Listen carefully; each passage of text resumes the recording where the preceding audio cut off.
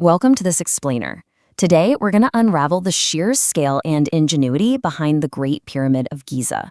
We're basically treating its construction like the ultimate ancient detective story. I mean, for centuries, people have stood in the shadow of this absolute massive structure and just wondered, how on earth was this even possible? Well, today, we're going to map out exactly what we know about the methods, the people, and the sheer genius that went into creating a monument that has literally stood the test of time.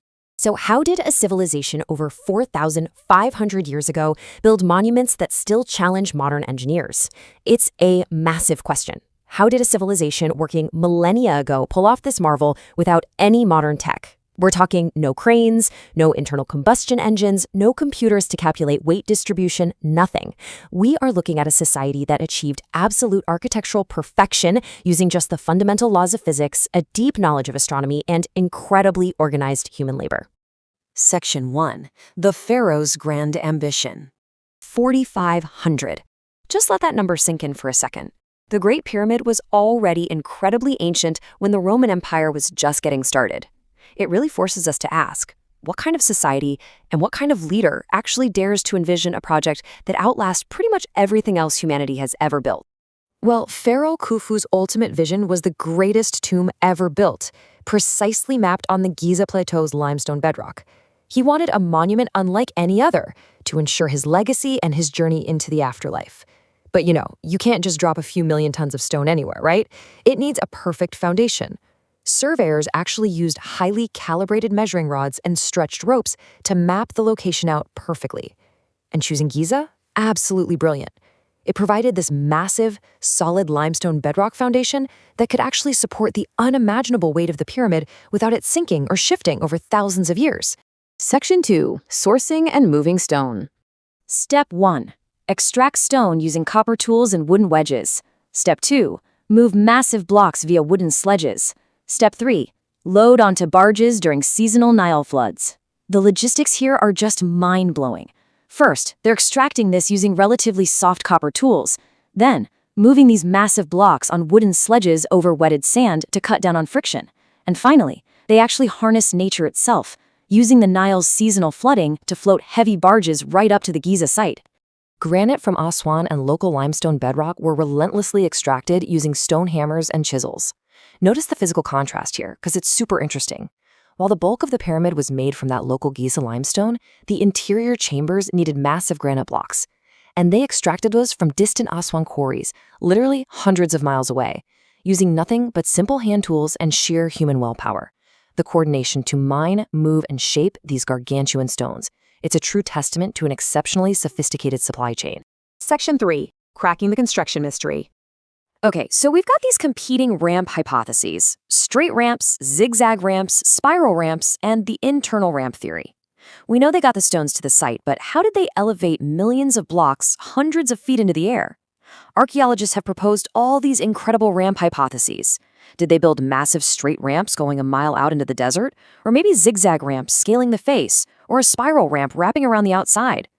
Each of these comes with its own major engineering headaches, which honestly makes this one of the most exciting historical puzzles we're still trying to piece together today.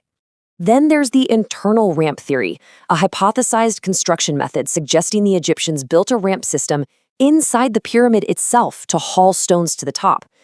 To really grasp the complexity here, you've got to consider this idea. It suggests they didn't just build a ramp to the pyramid, they built the lifting mechanism into the monument itself. Imagine hauling blocks up through a spiraling, hidden tunnel tucked just behind the outer casing. It's wild. Unmatched astronomical precision. Nearly perfect corner alignment matched a true north using the stars. See, it wasn't just about brute force and hauling rocks. It was about brains. Before a single stone was laid, they aligned the massive base perfectly to true north. And remember, they didn't have magnetic compasses to do this. They literally used the night sky. By tracking the stars, they created a perfectly square base with corner alignments that are nearly flawless. That's a level of precision that modern builders still sweat over on such a massive scale. Section 4. The real pyramid builders. Let's look at this. Myth, built by forced slave labor, versus reality, built by highly skilled, well-organized laborers. We are busting a major historical misconception right now. Thanks to old Hollywood movies, there's this pervasive myth of the crack of a whip and forced slave labor. But archaeology tells us a completely different story. These were citizens, craftsmen, and laborers contributing to a national project of immense spiritual and civic importance. So here's the reality of worker life. Organized worker villages, daily provided meals, dedicated medical care, and highly specialized craftsmen. Their lives were remarkably sophisticated. These citizens lived in highly organized villages right near the site. They certainly didn't starve. The state provided protein-rich meals. We've even found skeletons with healed fractures and amputations, proving they had dedicated medical care and actually survived their injuries. So this wasn't some disposable workforce. It was a community of highly specialized craftsmen working with immense national pride. Section 5. Inside and Modern Discoveries. Check out these interior architectural marvels: the King's Chamber, the Queen's Chamber, the Grand Gallery, and hidden shafts and relieving chambers. The inside isn't just a pile of solid rock.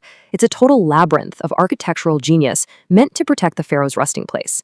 You have incredible spaces like the towering Grand Gallery with its stunning corbelled ceiling, plus those hidden shafts whose exact purposes experts are still arguing about, and the ingenious relieving chambers stacked above the King's Chamber. They were explicitly engineered to displace the crushing, unimaginable weight of millions of tons of stone pressing down, making sure the burial room didn't just collapse on itself. Modern tech reveals ancient secrets. Cutting-edge scanning technologies have recently uncovered previously unknown hidden voids. What you should really take away from this is that our understanding of this structure is still evolving. It is definitely not a closed book. We're using particle physics techniques that can peer right through dense rock, and they've recently revealed massive hidden voids sealed inside the ancient stone. Spaces that haven't seen the light of day in over 4 millennia are suddenly being mapped out. It just proves the Great Pyramid still holds profound secrets waiting to be unlocked. We've also got amazing archaeological clues, worker cemeteries providing forensic evidence, and ancient papyri documenting daily operations. The revelations just keep coming.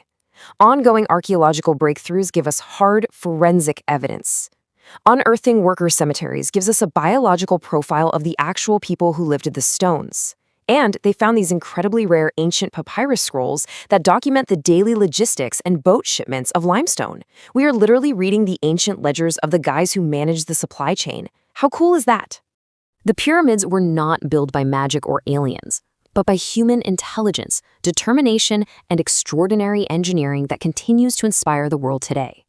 I want to leave you with this final, powerful thought from the source material to wrap up our explainer. This enduring mystery was solved not by the supernatural, but by human brilliance. It stands as a profound testament to what organized human intelligence and sheer determination can achieve.